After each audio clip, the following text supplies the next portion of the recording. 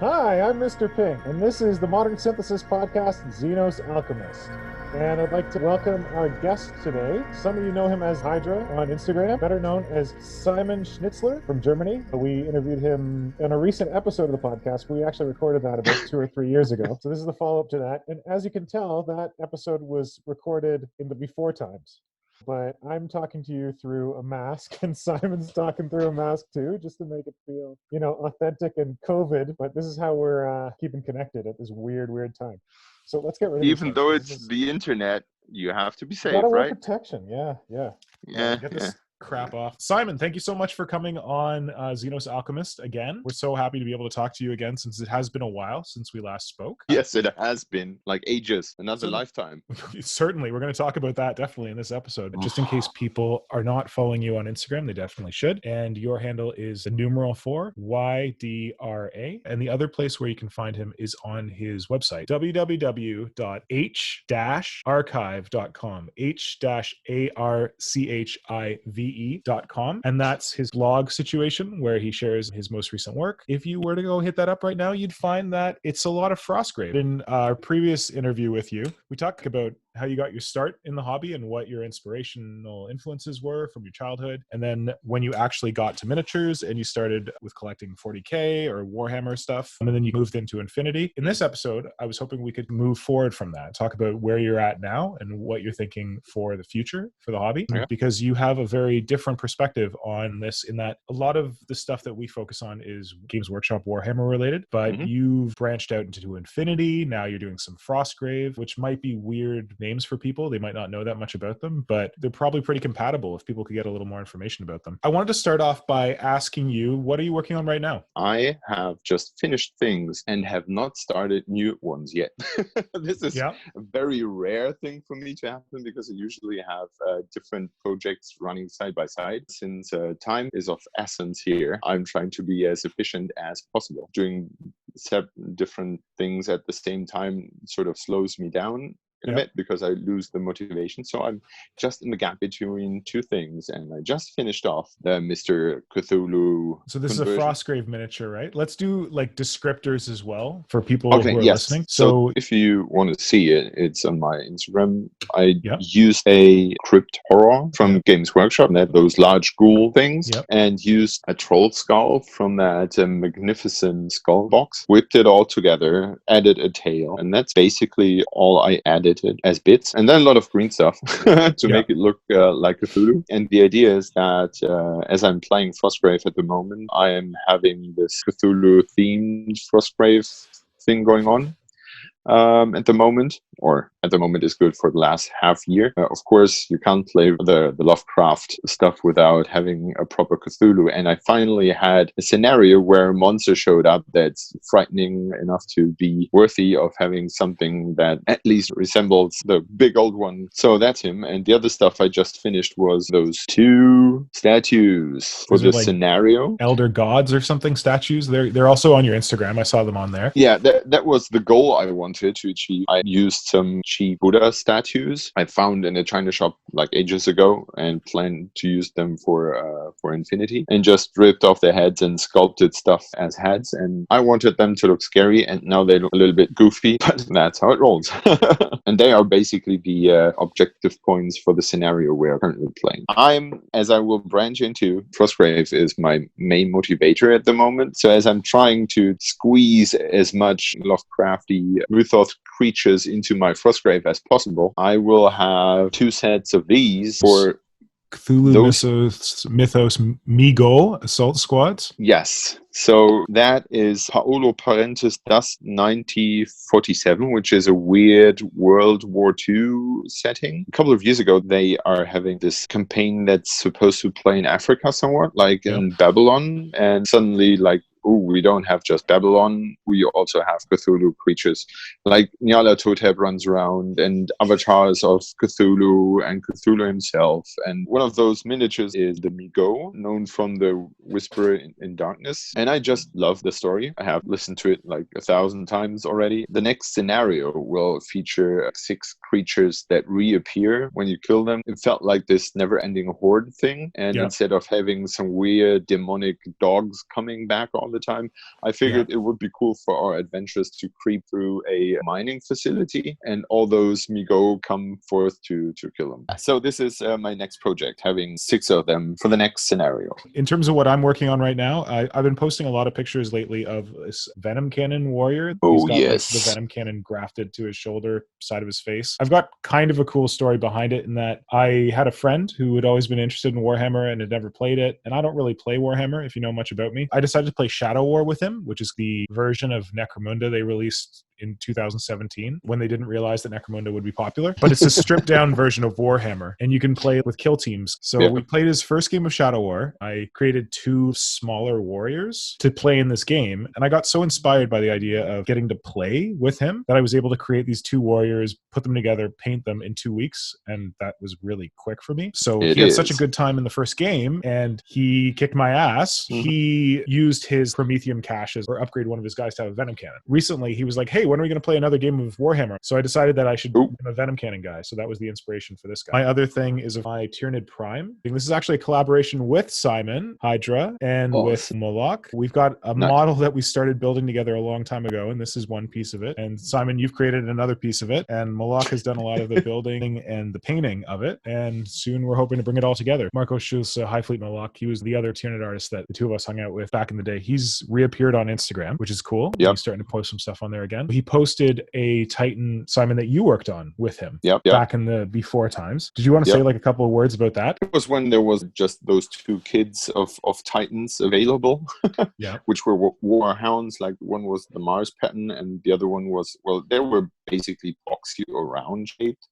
And Marco was really keen on that Deathwatch. He always, what I admired about him was that he toyed around with the idea of playing like both sides, having the Tyranids and having the Tyranid Hunters. He eventually wanted to have this Deathwatch Warhound, and he asked me if I could help him with sculpting. With the Deathwatch, they trade 1 shoulder guard for the Deathwatch shoulder guard, and since they don't have shoulder guards, the Titans, we decided that he would change leg guard to have this silver thing with a lettering stamped on. If you want to see this, if you're listening to this in audio form, if you're on Instagram, just look up Hive Fleet Moloch, all one word. So that's Hive Fleet, and Moloch is MOLOCH.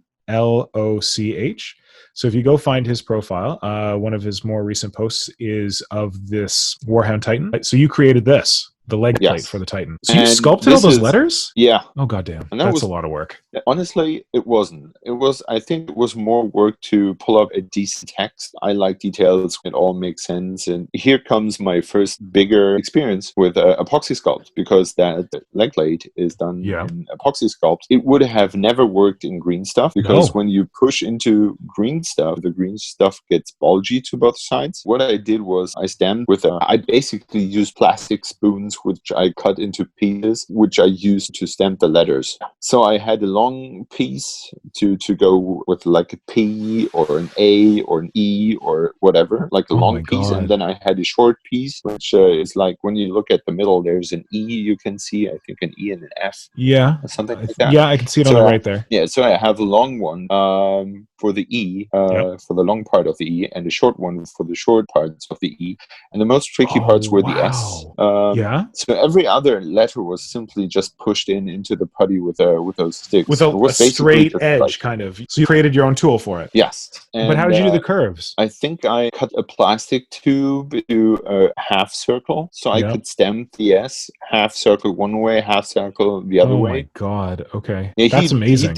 You should have taken the picture from the sides. This is not the important part. He's got the fancy painted lettering in focus, not the arduous sculpting. Speaking of arduous sculpting, let's talk about the other prominent item on there that you sculpted, the carapace. That's green stuff epoxy sculpt mix, and it was really interesting to work on a flat surface and having something that is usually 3D and suddenly is like 2D, which is slightly 3-dimensional. That was really interesting to do. Well, the snake part part was pretty easy because it's just flat, but the head, and it was always the question, how far should I go in the third dimension to make it work? Yeah, I think we'd call this relief, like a relief piece. Relief or something. It's flat, essentially, but it's like a sculpture that's raised out from a flat surface. For anyone who's not looking at the pictures right now, you can find them on Instagram, but it's a scene depicting an Inquisitor Space Marine dude with these dual halos, and he's got this long spear, and he's driving it through this serpentine tyrannid, and the serpentine tyrannid wraps all over the kind of beetleback carapace of Warhound. The Inquisitorial Space Marine dude is kind of standing on top of the snake and impaling him on the spear. And when you check out, Marco's posted a couple of different pictures of it, you can really see what Simon's talking about. This is some more proof of how fucking brilliant you are. What I really found challenging, that the tyrannid is basically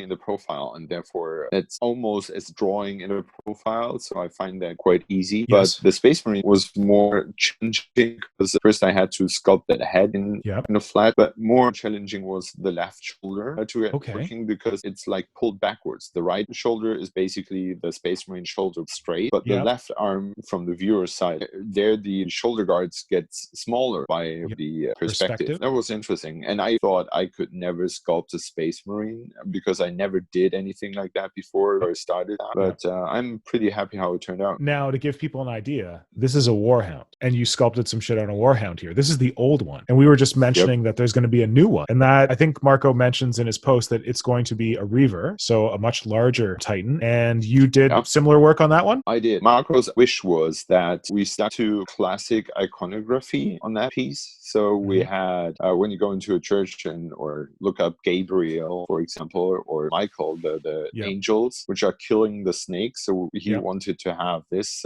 imagery on this one. And what he wanted for the big one was the Laocoon. It's the story of the priest in Troy, and he sort of messes with one of those Greek gods, and someone sends snakes for his sons to be killed by the snake. So this is the preview for what people can expect when they see the new Titan. Yes, that's right. So the idea for the Titan is that Simon has sculpted all this amazing relief inspired by the Laocoon. On the Titan's back, there's going to be this Tyrannid Prime, and it's going to be crucified on like a big inquisitorial eye sigil. I'm going to try and get the eye 3D printed, a inquisitorial eye. The goal is to have something like that and mount Tyrannid Prime as if it's being like carted around as some kind of psychic bait by this Titan as it's hunting Tyrannids. Oh, so it's still alive. Oh yeah, it's still alive. Maybe I'll need to put some vials on there or something to like indicate that they're keeping this thing alive. Before we get into like the interview, we wanted to try something new where we talk about artists who we've seen on Instagram whose work we really like, maybe someone we've come across in recent weeks. There's an artist that you were interested in featuring that you'd come across recently. Yeah, 77 Terror Fells. It's 77TH_TERRORFELS on Instagram. A while ago, I started that hashtag Frostgrave 28 because I was really inspired by this 28 movement. Just to clarify, when you say 28, you're talking about the Ink 28, the AOS 28, the idea of taking the supposed grim dark of 40K, but taking it even grim darker. That's been transposed over to Age of Sigmar. They call it Age of Sigmar 28, which is making Age of Sigmar a lot grimmer and darker. And he was one of the first to pick it up. And when you look at his stuff, he's doing the Frostgrave thing at the moment. I think he stuck to this 28 idea. And that's funny because I just understood recently that 28 is about getting everything grimmer and darker. But because what he did was he pulled out old Warhammer models. The first I liked best was an archer, which came from the Brits. The friggin' knights. The Breton. How do you spell those? Bretronian. I don't know. Yeah, the knights. You know those. And probably they had those archers. They were two poses, and you had like 20 or 30 of those archers consisting of two different poses. And these archer miniatures have been raised by generations of kids, slapped on with paint and whatever. And what he did, he gave those standard miniatures an awesome paint job and a story for each of them, which turns the average dude who's been killed like a million times. Oh, I didn't even notice. Games, and he drags them from the grave of the unknown soldier and gives them a face and a story and a decent paint job. And that is really awesome. Well, he says, the archer, another poor mercenary dragged out of the warm tavern into the cold lands of Frostgrave to serve under the command of the dark witches of Totenmoor. Death Swamp. Those three are what I like best because to me it's what that is about. I really like, he's got chests. I don't know if these chests are like existing models? It's like a chest with a big monster tongue coming out of it? Yes. Oh, it's Dark Souls, maybe? Yeah, for people not familiar with Frostgrave, most of the time in Frostgrave, you try to drag a treasure chest back home. He turned this idea into the horror thing. So imagine those weird cutthroats risking their lives to get his treasure chest, and suddenly it opens up and has this gigantic tongue and teeth and jumping at them, and like, you want to carry me home? Sure. In this one miniature that we're talking about, where like it's a chest, and it's like sprouted some legs and sprouted some arms, and it's got this horrific big tentacular tongue coming out of it. It looks like the tongue has ice on it. Like it looks like it's like slobbery on top, and it's got like little icicles underneath. In the land of Frostgrave, it seems very appropriate. Yeah, must be hanging out for quite a while. So you should definitely check out 77th Terrorfels on Instagram. So that's again 77th_TERRORFELS. And as of posting, he has 505 followers, and he should definitely have some more. So get on over there. We're going to talk more about Frostgrave in just a minute, but I wanted to share my own discovery from this week. He's got a couple more followers. He's got like 2,200. Wow. He's called The War Singer. So all one word, THEWARSINGER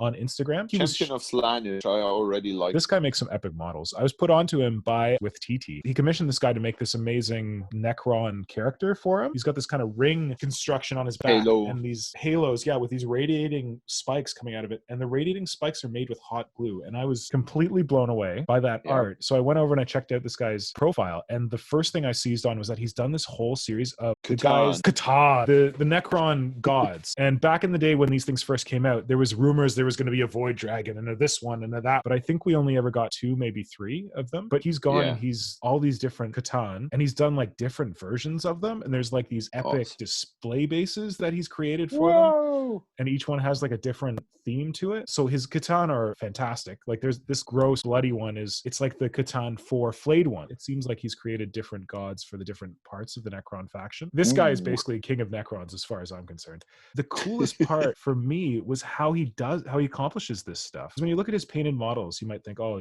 that's some really cool green stuff. But he's using hot glue to make these shapes. Wow. Which is a crazy medium. He's made these large sculptures. It blows my mind. The talent of this guy. Freaking amazing. Yeah. There's one with these concentric spirals in it that are picking up on like the Necron geometry. Just the combination of glue, I think there's guitar wire in there, plastic card, existing Necron bits. It's phenomenal. The only thing I would be concerned about using hot glue is the lasting, because it's hot glue. It gets easy hot. I think that to get hot glue hot, it needs to be like burning hot. Like unless you're going to take your models and put them on an oven, I think they might be okay. Yeah, don't leave him out on a hot day. If you have the chance, head over to Instagram and check out The War Singer. That's all one word. Simon, the last time we talked, you talked about how you transitioned from Warhammer to Infinity, and now I see a lot of Frostgrave going on and not a lot of Infinity. So do you want to talk to us about how that transition happened? Yeah, sure. The transition happened because Infinity is in a weird place at the moment. They are in between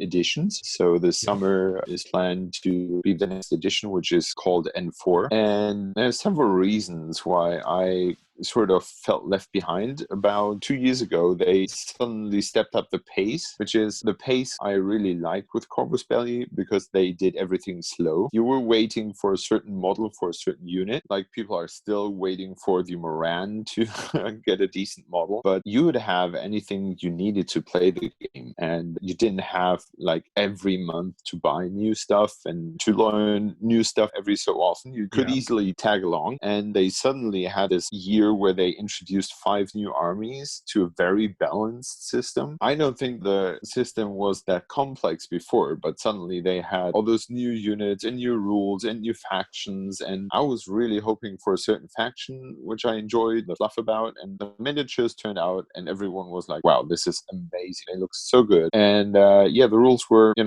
everyone says like Tunguska is missing something and no one wants to. There are people winning with Tunguska, but no one really loves them. And that was your faction, Tunguska? Yes, that was a sub-faction of my, think Space Marines, and the equivalent in Infinity would be Nomads. Tunguska is a certain flavor of Nomads. I was put down by that, and suddenly everything got so fast that I couldn't keep up. You needed to play Infinity at least once a week. Lots of us probably can understand is that when you're having a growing family, life and hobby time gets shorter, and you don't have the time to spend 2 nights a week playing a game. And that's something also I really wanted to talk about in this episode, your experience with hobby and how it interacts with family. Is the reason that you shifted from Infinity to Frostgrave because it was more forgiving in that respect? Basically, because time is suddenly a resource you have to manage. You also have to manage the people you're playing with. As I'm not a student anymore, I cannot walk into a game and say, I got the afternoon time, who wants to play? I have to plan ahead of my games, and I have to have someone who's able to have time at the same time as I do, so he needs to be in the same life situation.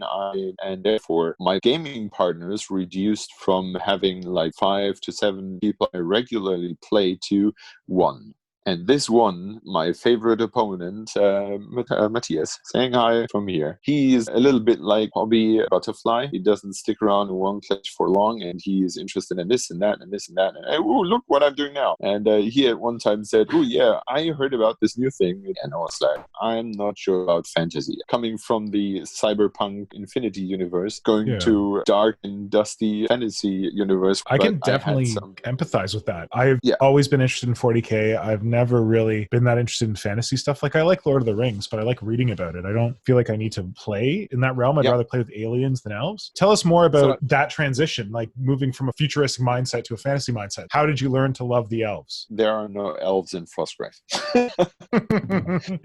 Okay. So, how did you learn to love the orcs? The goblins? So the only reason why I came into Frostgrave was my wife, because there's this caster, the small Canadian factory, miniature casters called Quest Games, doing my heroes of childhood, the Masters of the Universe miniatures. So they are having Skeletor as a miniature, Beastman and Merman and all those old fools you may be seeing in Max. Oh, there you go, still kicking around. So they're producing them at 28mm miniatures, and my wife bought them for me as a gift, and I had those kicking around, and I never had the time to paint them because I didn't have a use for them. And so Matthias said, we're having this rule set, but you don't need to have a certain miniature for that. You can use whatever you want. And I was like, whatever I want? And he was like, yeah, whatever you fucking want. So it will be okay for me to play Skeletor and Beastman and all those dudes. If you look up Quest miniatures, you can find them on Etsy, and they make a bunch of different stuff. Looks like a lot of D&D inspired, but also, Masters of the Universe, He-Man inspired. Matthias said, you can play with whatever you want. And I was like, okay, sold on that. So I found the reason to paint up my Masters of the Universe miniatures and have a use for them. Because what I really don't like is painting stuff or converting stuff and having no use for that. I want to push them around on a battlefield. So that's how we came to play Frostgrave. He built a table, which was a dungeon. Suddenly it felt a bit like playing Hero Quest with your He-Man miniatures. Cool. And all that with a rule set that is so simple that people play it with their 5-year-olds, but still like strategically exciting enough to be replayable. Not like, we played this one game and we're fine, because it opens up to a whole world of ifs and if you want tos and not you have tos. And that's probably what I was dragged in by. When I listened to a podcast where the creator of Frostgrave was interviewed, and he said that he wrote those rules because he didn't like other rules. And someone said, oh yeah, write those rules you like and I will publish them. And suddenly his rule set got published. That was one thing. And the other thing was that they don't need to sell miniatures. They're just selling the rules. And you can play with whatever you want to. You can play with your Warhammer miniatures, your whatever, Claymore, Zaga miniatures, Hero Quest miniatures, whatever you have. Because the dude said, I have all the miniatures in the world already. I just don't have the rule set. That's great. So he's just writing those rules because he's enjoying that, how it got popular. And everyone, of course, there's some official quotation marks, official miniatures by a company producing them. But the official rule is do what you like. But the official company producing the miniatures is not the company that makes the rules. It's a separate company. That's good. So they're not trying to push miniatures. They can just focus on the rules. What you said about how he was inspired to write the rules because he has enough miniatures, that's something that I think a lot of us could empathize with. And that's a really cool point, that it's like you don't need new miniatures to play Frostgrave. You can just play Frostgrave with whatever miniatures you have. And it's something. And the fun thing is that if you don't have miniatures. For example, there are people in the international Frostgrave community on Facebook that are playing Frostgrave with Legos. Nice. That's amazing. So it's really open to anyone. Yes. And that's the beauty of it. Joe McCulloch says, here are the rules. Do with them whatever you like. So it kind of gives back the power to the gamers. Yep. And he writes his books as sort of, here's what I thought this could be cool, but you can do with it whatever you like. And that makes it like open. Quite literally, he gives the rules away. Like you posted recently saying that, aren't they giving away Frostgrave rules right now? Like you can get them for free, the core rule set? Yeah. The author talked to the publisher and said, well, there will be a new edition of Frostgrave this summer, which is basically cleaning up rules. It's not changing like edition by Games Workshop. It's just cleaning up stuff. So he talked to the publisher and said, can we make them, accessible for everyone? So you can go to their homepage and download them for free. Awesome. So the thing that inspired you to move from Infinity to Frostgrave was the one guy who you managed to play Infinity with on a regular basis introduced you to Frostgrave. And he managed to bribe you by being like, hey, you got some Masters of the Universe He-Man figures. You could use those in Frostgrave. But I've seen that you've moved beyond just using like your He-Man figures in Frostgrave. So how has it developed for you? You can play Frostgrave in different ways. And one of them is buying books. I can show you. You can have the rule book in hardcover. Buy it. If you have the money, it's not expensive. Buy it because it still feeds people, And then what he does is writing those rather thin campaign books. Each campaign is sort of stories and scenarios you can play. The first scenario or campaign book we played was Thor of the Lich Lord, where some super evil necromancer tries to capture the world, and you and your war band has to system while fighting other war bands. So that's the whole story. Skeletor and his crew fighted through over a year. We managed to have a game per month. We played through this whole campaign book, and we finished it last December by fighting against talking about having miniatures. Simon's holding up his Lich Lord, who would be very familiar to anyone who was into Warhammer Fantasy Battle way back in the day. Is this the original Nagash model from Fantasy Battle? You just had that? I had that from my old undead army, and it had been sitting in his in the best paint job I could do at that time, like aeons ago, and I threw it in the paint thinner and gave it an up-to-date paint job. Nice. That was a perfect example of using miniatures you already have to play Frostgrave. Yeah, that was really cool. That's where we sort of left off. So the last game we played was playing against the Lich Lord, which suddenly turned a competitive setting into a cooperative setting. So you suddenly did not have to fight against each other, but suddenly you had to fight together against the game. And what the final scenario of the Lich Lord campaign was sort of the first try to make this Frostgrave rule set and solo playable rule set. That developed, but we liked it so much that we said the next campaign we will be playing, we try to play cooperatively. Nice. And so this is in times of Corona, what we're doing is I use the hashtag remote Frostgrave for that. Isn't this remote Frostgrave? Yes. So if you check one of Simon's Instagram posts, he's got a kind of a top-down view of a gaming board. How big is that gaming board? For the 2x2 or 3x3, 4x4? I think it's 2.5 by 2.5. That what you see is probably 3x3 because I built 90 centimeter board, but for a Peruvian stock you just need 80 centimeters. We are all suffering from social distancing and stuff like that. What we did, I set up a sort of a tripod where I mounted my mobile on top of the board, and we are playing like I have the board and the miniatures and everything here, and Matthias is at home in front of his computer, and we are still playing together this game. That's so because cool.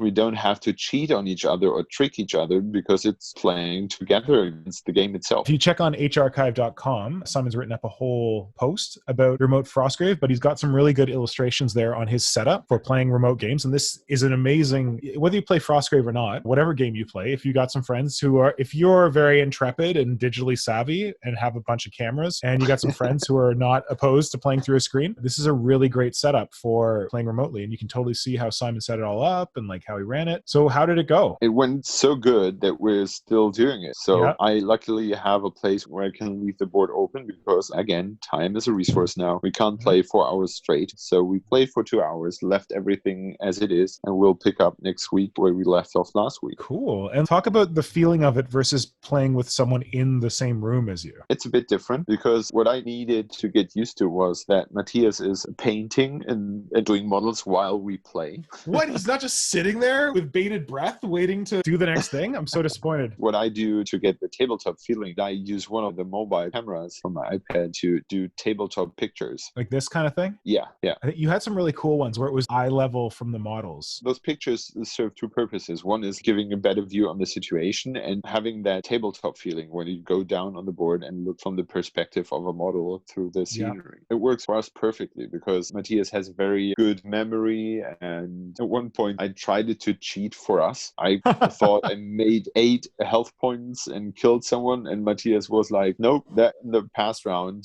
he lost 7 health and he still has 1 now. And I was like, oh, sorry, kind of misread the dice lying there.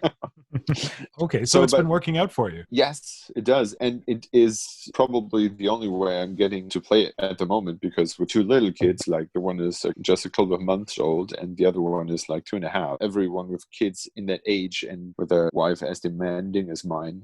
You can't leave home for 4 hours and say, well, I'm all, you handle that shit. Yeah, and that was something that I was reflecting on. I haven't been playing remotely, but working in this COVID reality, I save the time that I would usually take to get to work and the time that I would usually take to get home from work. So I have another like hour and a half, 2 hours in my days. I hadn't thought about that with playing remotely, that you can save the time of putting all your models in the car, driving them over to your friend's house, chit-chatting, setting them up, playing the game, packing them all up, putting them back in the car, driving home. Just say tomorrow COVID was gone. Do you think that you would automatically go back to playing in person, or do you think that there are times when you would continue to play remotely just because of the time savings? For my current reality, I think I will keep doing that for a while, because I'm not seeing the family situation, me leaving like 4 hours at night and saying, well, goodbye. Because we used to play during the week because I had to work late and he had some days off during the week. So we could manage that. So my wife could handle the one kid and I could be off. But if one kid starts to cry and the other one starts to cry and there's just one person to care for it, the shit's going to hit the fan, right? It sounds really bad and sounds like the anti-advertisement for kids, but it appears that I'm stuck here for a bit. So if this is a way where I can play and enjoy playing, I will do that. Cool. All right. So you get enough out of it. The last time we spoke, you didn't have kids, and you told us about how you were going to make, and I quote, you're going to make sure they played with toys and miniatures by breaking their fingers so that they can't use a screen or play computer games. So that was like 3 years ago, and you and your wife have been busy. You've now got 2 kids, one who's about 2, just fresh. I was wondering if you could talk about how you've managed to make your hobby work around your family.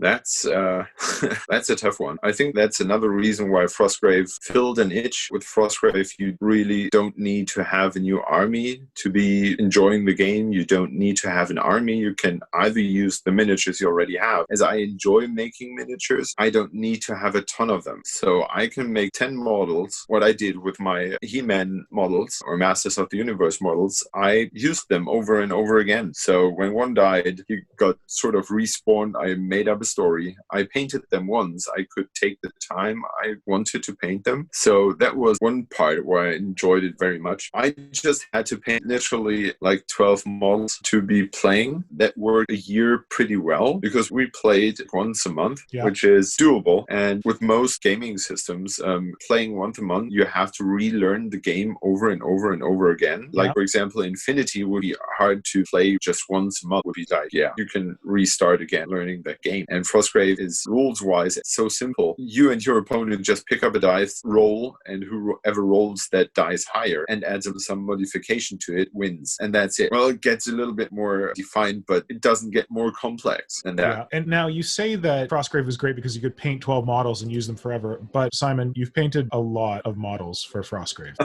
Converted, you've sculpted, you've painted. That's right. So is it the case that you can do these like when you're inspired, like the ones that you want? You don't have to do certain rules or whatever? I wanted to play with you, your lovely wife, and my wife during our vacation in France. I wanted to have everyone nice miniatures to play with that. Try to think about any game system like Infinity or Warhammer 40K. How much miniatures would you need to have the gaming experience somehow relate to that real gaming experience when you play the game really, really well? You would be painting up shitloads of miniatures. And like I'm setting maybe the standards for my own amusement very high. So I made 4 warbands, for 1 warband for each of us, or 5 miniatures, and that's it. So that was a total of 20 miniatures. 6 That was one of them, yeah. for each of us.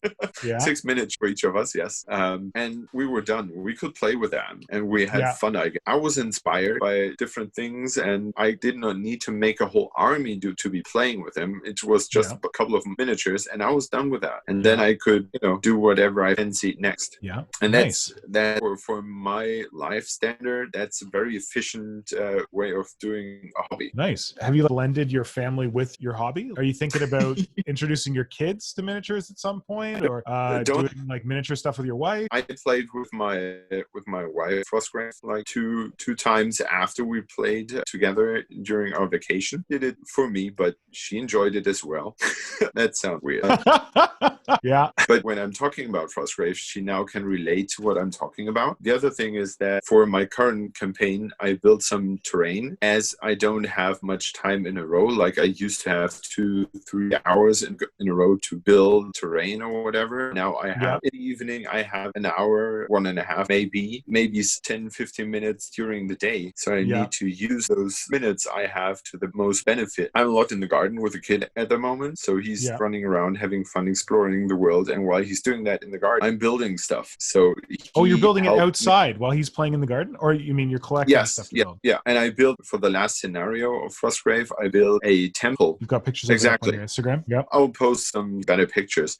But that's what, as a thing we built together. I kept it really simple because I wanted to achieve a simple looking look and a certain large look on those stone slabs, but also because it was easier to cut them with my son kicking around. The sanding and gluing the sand onto the terrain piece we did in a sandbox. So he was playing with his, I just slapped his sand on my terrain and we were good. It was something done in 10 minutes. Brilliant. Just some sand on it and I was done. Efficiency is probably the key to a happy hobbyist having a family. I like it. That and remote Frostgrave. Yeah, and accepting the fact that when you're working with the 2-year-old on terrain, you're always 2 steps forward and 1 step back. Because he, quotation marks, helped me glue all those stone slabs into place. And so he just stuck stone slabs onto each other and I rearranged them to look as I wanted them to look. And he went back and arranged some more. It was a little struggle, but I accepted it. He needed to have fun as well. So we both did this thing. That's cool. Okay. And going forward, when your kids get older, how do you think about them in the hobby? Would you want them to get into the miniature hobby? I think they have no chance. Although he's 2.5, he knows some models and I accept him to have models. When he was young, 1 and a bit, almost 2 years old, he wanted to touch them. And I told him that he needed to be very careful with them. And being almost 2, he managed that. So he understood that that was important to me and he handled them with care and he had something worthy in his hands. So that's what if he drops them, if they break, well, that's a shame and too bad, but I can glue them back together. But what I want him to understand is that it is something that is important to me and he accepts the fact that it is and that he takes care of that. And he does the sentence, I'm careful with that. For he wants something and I don't want him to have it. He says, but I will be careful with that. Oh, cute. Okay. That's cute, but when it's the kitchen knife, it's not so cute. Listen, you're talking about being careful. And the last time you were on, you talked about a situation where you broke a toy when you were a kid. You broke a pterodactyl. You took it to your dad. You told him to fix it. And he melted it back together and he did a horrible job. I hear you gave something to your son and he wasn't exactly careful with it. What was the situation? For some weird reasons, I recently started collecting Star Wars miniatures for the first time in my life. Like I had done Star Wars miniatures before. Suddenly I needed to have some of them. And of course, he wanted to have some of them as well. So I gave him a stormtrooper and his beloved stormtroopy, as he called him. The stormtrooper was carried around everywhere, even to the photographer who took the family portrait pictures. Everywhere the stormtroopy appears. This one recently dropped outside by an accident.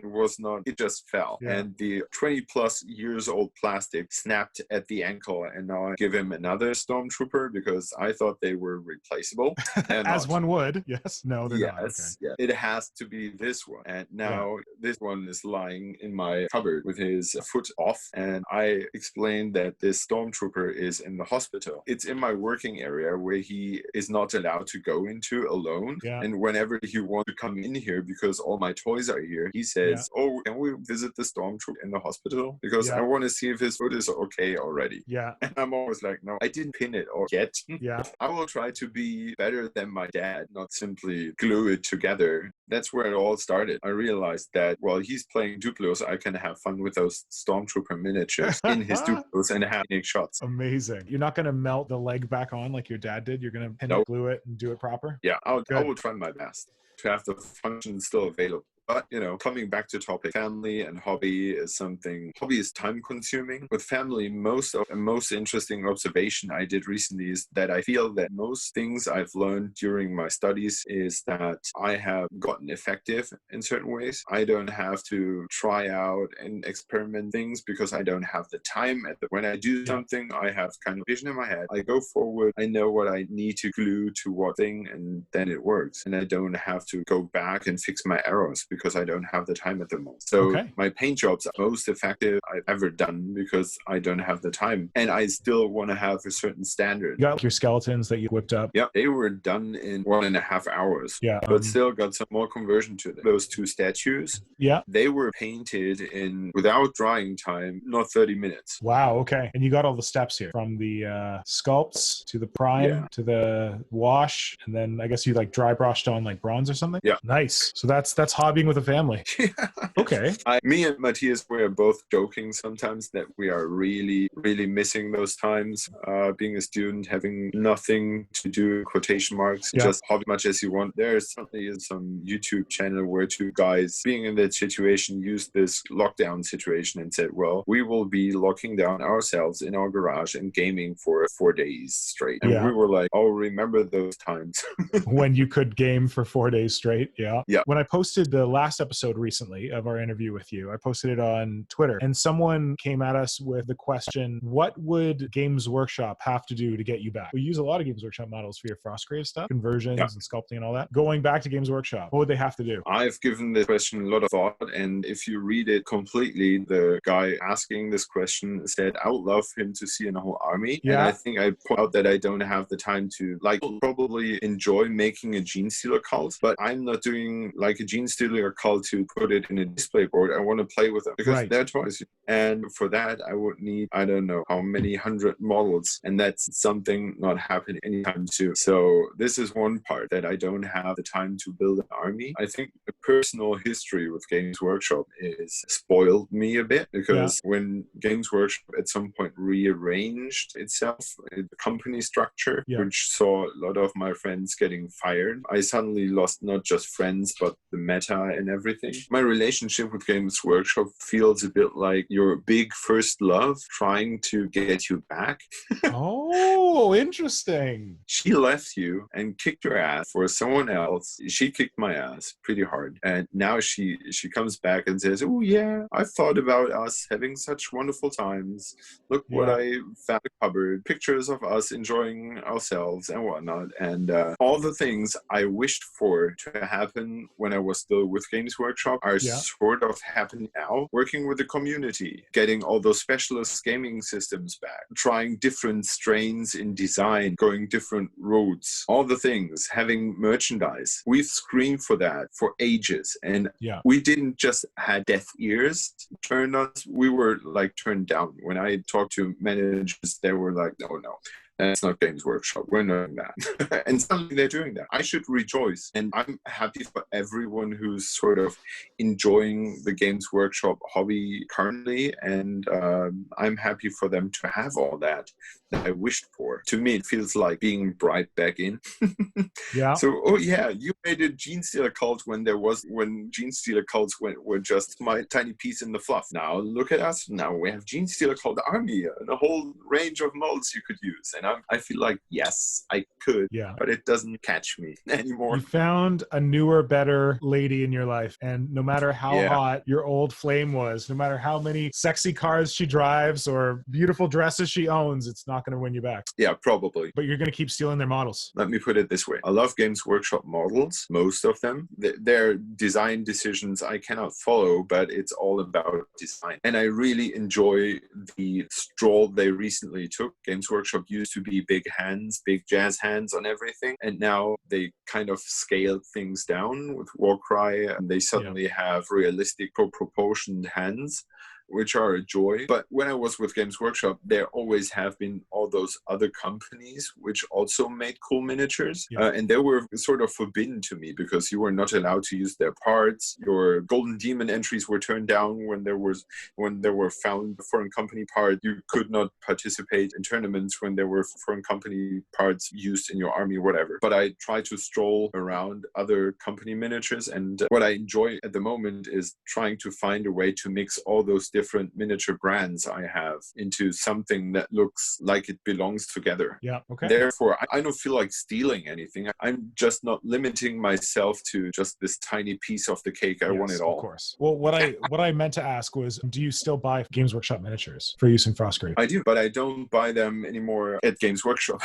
I buy a lot of things on second-hand markets because they are, in all honesty, for example, this Crypt Horror I use for my Cthulhu conversion. Yep. For the 3 of them, I paid €8. €8? Yes, in an original box. Oh, wow. Okay. They were still on frame. Yeah. That's a good deal. And if they would have, again, family, money is another resource which gets fewer and fewer the more kids you get. I would not have bought that miniature for the original price. Yeah. But someone else selling off his miniatures, he will buy Games Workshop miniatures again, so I'm fine with that. I know that's sad news for every Games Workshop employee, but Well, I'd like to think that there are Games Workshop employees who are realistic. This guy, Darren Latham, he's the guy who helped design the Gene Stealer cultists, the new ones. Mm-hmm. He works with Jess a lot. He worked with Jess on the Adeptus Mechanicus stuff. He had his own YouTube channel, and Games Workshop has actually told him that he can't do it anymore. So he's officially stopping his YouTube channel in May. In his YouTube channel, he says like, oh yeah, when I'm painting good models, I use Winsor Newton brushes. And when I'm just like putting base coat on, I use this Games Workshop brush. He's like, yeah, no, I use Vallejo paints. I use whatever. Like he's realistic that there are other brands out there and there are other miniatures out there and that kind of stuff. So I think there's people there who get it, but unfortunately it's the case that the company line is this and nothing else. Like I worry sometimes about like conversions and sculpting that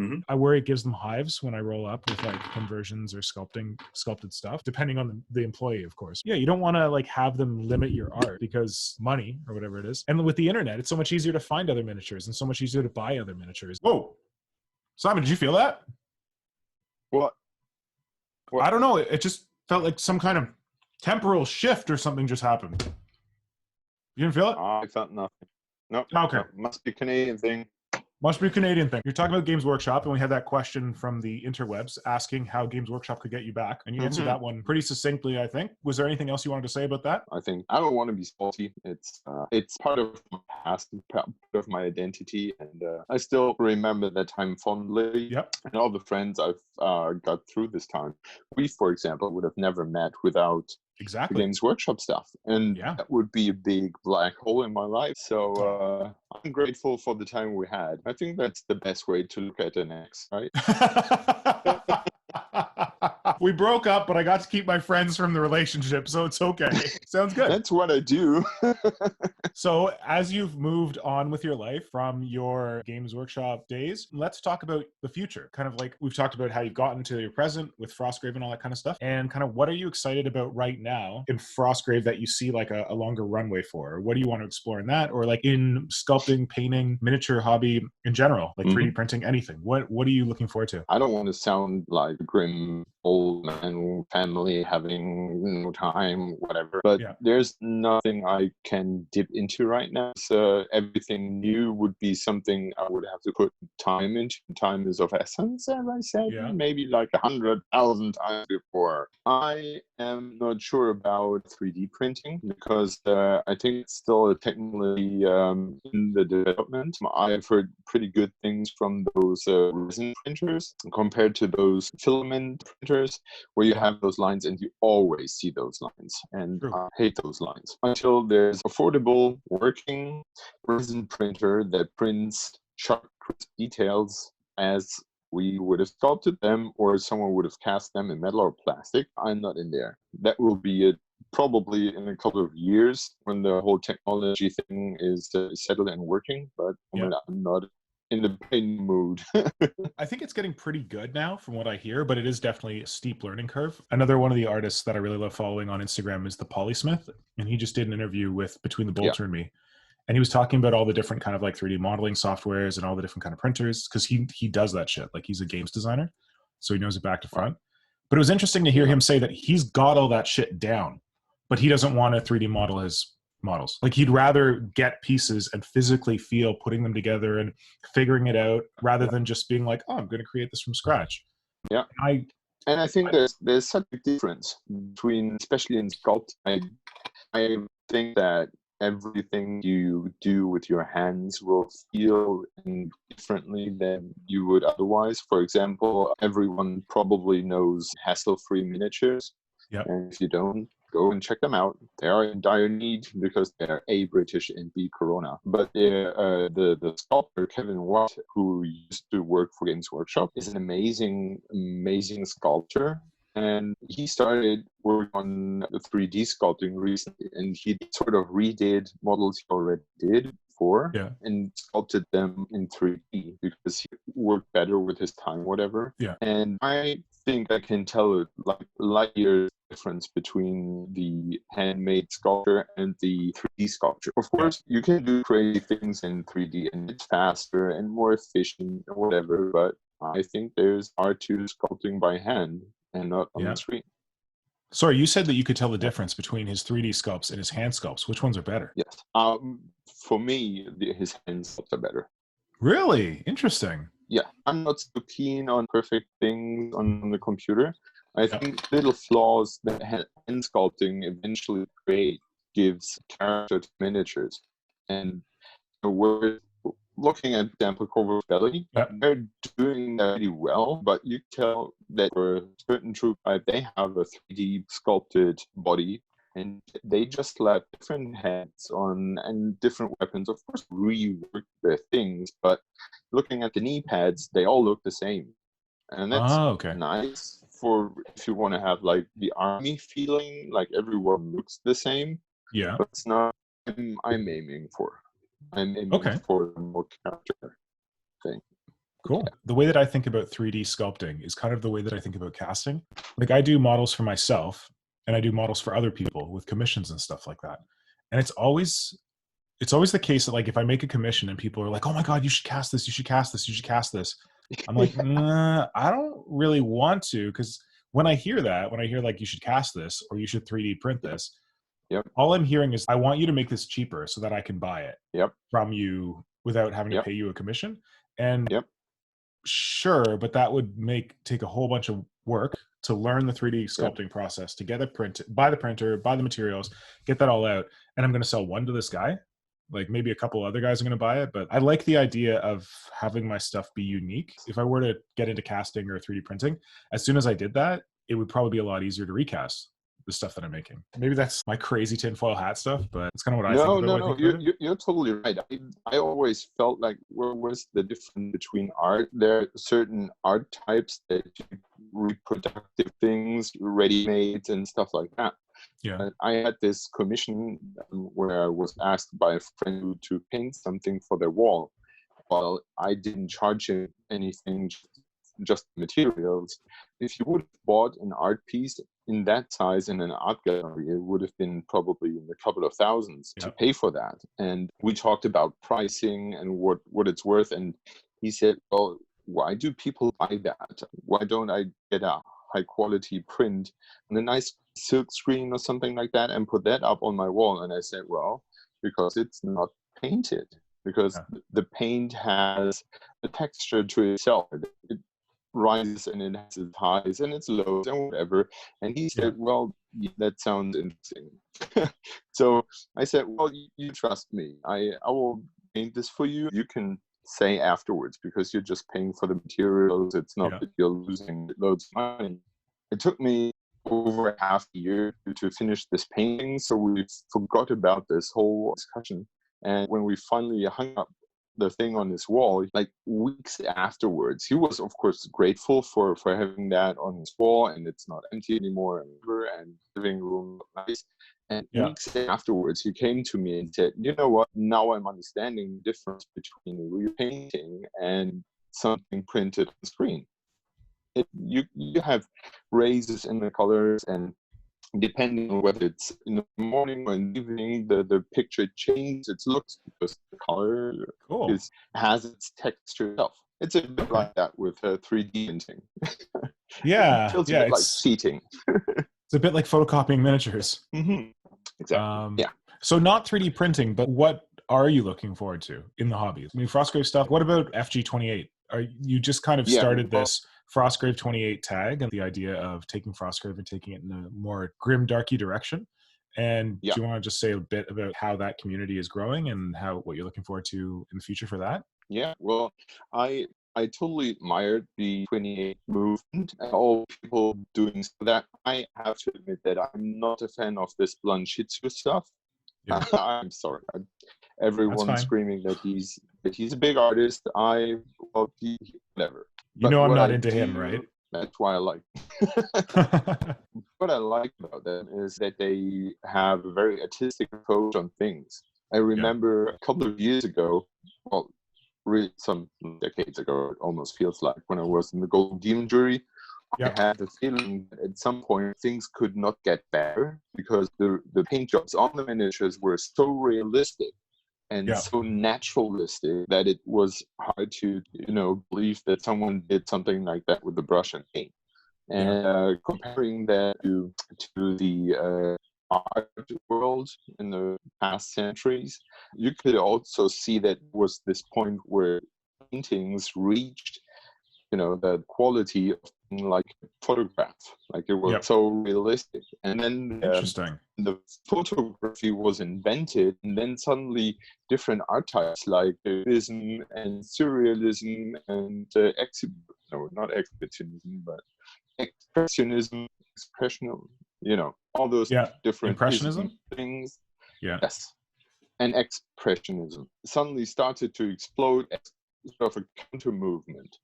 And like 10 years ago or 15 years ago, I was wondering if that could ever possibly happen to miniatures, because everyone was aiming for the supernaturalistic look on their miniatures. Yeah. But how would a cubistic space marine look like? Yeah, what would how would have Picasso painted a space marine if it would have been tasked to? Yeah. I feel like that this 28 movement is one of the answers to that, because they don't care for super blends. They don't care for having the perfect light situation on their models. Of course, mood is very essential, but they aim more expressionistic. They slap all kinds of shit on their models, like, oh yeah, I have this large area. When it happens, I just slap paint or just slap sand on there, so it has nice texture. They're using all kinds of stuff, and they inspired me to do the same, and the result is fantastic. So I had this skeletons we talked about earlier. I just made this rough mix of grind and basing wrap and slapped that onto them, with some pigments. Suddenly they're like, oh yeah, fresh from the graves, here they come. Nice. And I really like that idea of, I'd never thought about Ink 28 and like Blanchitsu as being a reaction against either, people call it heavy metal style painting, or as you described it, hyper realistic painting. That's a really cool, I don't know, that's an interesting thing to really consider, that maybe it got to the point where Golden Demon painting was so good that what are you going to do? You're going to get better than perfect. So this is the reaction against that. It's also more accessible in the sense that you don't have to strive to get the super perfection. It's more stylistic, so that you can bring your own style, and that's okay. Like, that can be your style. I guess Blanchitsu is kind of defined by being like gritty or muted colors. So like the crazy vivid colors probably don't work so well in there. But the other thing, you talk about it in terms of painting. I haven't done much in Ink 28, but my understanding of it is that when they host these Ink 28 events and they prepare their war bands for these events, the rules are stripped down. They're not codex rules, and it's not the idea that you're going to bring in a unit, you're going to smash someone's face with 5 plasma guns. It's the idea that these guys are so crappy, but their guys are also so crappy, and you're just flinging rocks at each other just for the narrative, like just for the fun. So I think that could also be, as you identified the 28 movement as a artistic reaction against the commonly accepted heavy metal style, golden demon style, so too could the 28 movements narrative campaigns and like the way they embrace looser rules and like more fun rules rather than hardcore face kicking rules. That could also be a reaction against the standard rule set. I would call that a liberation movement. Liberating themselves from the restriction put up by certain, they say, well, who said that I can only slap paint on my models? I can slap all stuff on my models. Like the guy you talked about earlier, he's using hot glue and doing an amazing job. So we sort of limited ourselves down, and that's one of the reasons why I like Frostgrave so much, because it is the ultimate liberation. It's basically, here's a core rule set. You can use however you want, and even the fluff is so loosely written that everyone can easily squeeze the stuff in there without kind of having the boundaries of a background that limits you. One of the reasons that I was glad to have you on to talk about Frostgrave is that with the 28 movement moving towards these kind of like stripped down rules, I was wondering if like an Age of Sigmar 28 might embrace the Frostgrave rule set in some respect for an event. Like it might be a useful thing for them to feed off of. Yeah, probably. I know that for example, one of the 28 magazine artists, a Polish name. Polanska? Yeah, Gardens. Anna? Yes. Gardens of Hecate? Yes. She fixed up some lockdown campaign for her and someone else, and I suggested to use Ranges of Shadows Deep rules for that. It's based on the rule set for Frostgrave, but it's more like RPG than an actual miniature, tabletop thing. And she said that she had looked into those rules and she will fix up something for them in the future. So I think the difference, one element, I'm not too firm with the recent rule set for Games Workshop games. Yeah. But one of the things I really enjoy with Frostgrave is the monsters that appear during the game. So you think you're safe with having two treasure chests in your possession heading home, and suddenly there's this big monster appearing from your side of the board, like stomping you. Yeah, I remember having that experience when we were playing together. I had some kind of weird fanged worm thing attack me when I was trying to get away with my treasure. And that's an element I think that's very native, suits the game style I like and I enjoy very much. And so you asked, I'm looking to I got so inspired by the 28 guys that thinking about organizing or hosting or planning a Frostgrave 28 event in the future. Yeah. Because there are a couple of guys following the Frostgrave 20 hashtag. In the first volume of the 28 magazine, there was this how to host a 28 event. Point one was, if I remember correctly, was get the right people. You don't want to have someone hyper-competitive crashing your native event. So that's kind of what I've heard from other Inc. 28 people, that it's like you have to, if you want to participate in an Inc. 28 event, you have to understand that it's an Inc. 28 event and that it's not hyper competitive. Showing the 28 mag website for anyone who hasn't seen it. It's just 28-mag.com. Probably everyone has seen this by now, but this is a really cool digital magazine that is released for free online. A buttload of content, mostly driven. The magazine's mostly driven by Alexander Winberg, but Adam Weir and Eric Weir, and I think Greg Weir too, like the Weir brothers, they all help with the editorial. You can go download it from their website, 28-mag.com. And it's a really good, resource if you're interested in any of these kind of like 28, Inc. 28, Age of Sigmar 28, and apparently Frostgrave 28 games. They're not about Frostgrave. No, but I'm saying that you are about Frostgrave and you took this 28 mag and you were able to use it for your purposes, that you were able to get inspired from it. You're able to use their rules, but maybe you can get Frostgrave 28 in there someday. Maybe that's what you look forward to in the future. That's right. I'll try and do my best to convince them. So if people want to follow that tag, is it just FG28? What's the hashtag for Frostgrave 28? Hashtag FG28. There we go. There's some weird stuff under that, but okay. Here's the good stuff. Nice. Yeah. So you said there's about how many people posting to it now that you're aware of? I think five or six. And is this primarily in Germany, or? It's funny that I'm in Germany, and there are two others in Germany as well. Two of them, those are friends. They're in Hamburg. Yeah. So I'm looking forward to team up with them. And, nice. For your event that you're going to host? Yeah. And in terms of like thinking about hosting an FG28 event, like what are you at a place where you could host it like the next year? Or do you want to wait a bit till your kids are a little older, or what's your time scale for it roughly? I'm not going to hold you to it. I think I shouldn't wait too long because not everyone's interested in Frostgrave because the rules are for free. Wish for somewhat next year. Cool. Okay. And you'd want to host it summer, would you host it in Dortmund or in Hamburg, or do you have an idea where you might do it? Yeah, I would try to host it here because we have an old firefighter station around here that's like really, really, really old. And I would love to go down there, and because it's very moody and it has this really old bricks around, and yeah, and you could like maybe rent it out and host it there. Yeah, because it's small. I hope for it to be cheap. that would be cool. Simon, thank you so much for coming on Xenos Alchemist again, and for talking to us about your current hobby situation. I was really glad to have your perspective on Frostgrave because it's something that a lot of people are probably not familiar with.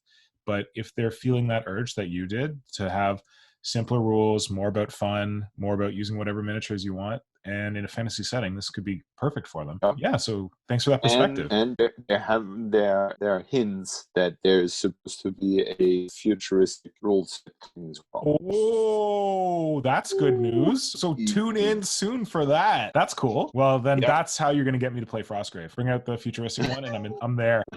If you're not following Simon right now, you can follow him on Instagram. His handle is #4, so the numeral 4, YDRA. So that's Hydra with a 4 instead of an H. Or you can follow him on his website, h-archive.com, h-archive.com. I guess people can reach out to you in the messages on Instagram if they have any more questions for you. Sure. Is that okay? Cool. All right. Well, thanks so much, man. Thank you for having me. Yeah, and we'll talk soon. We will.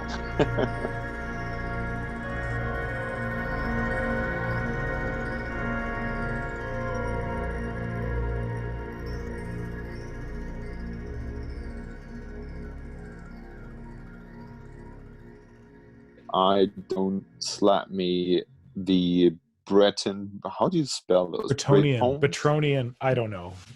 Bretonnian. Well, whoa! It's good news. Oh, it's good news. Good news. Good news. Whoa! Troll.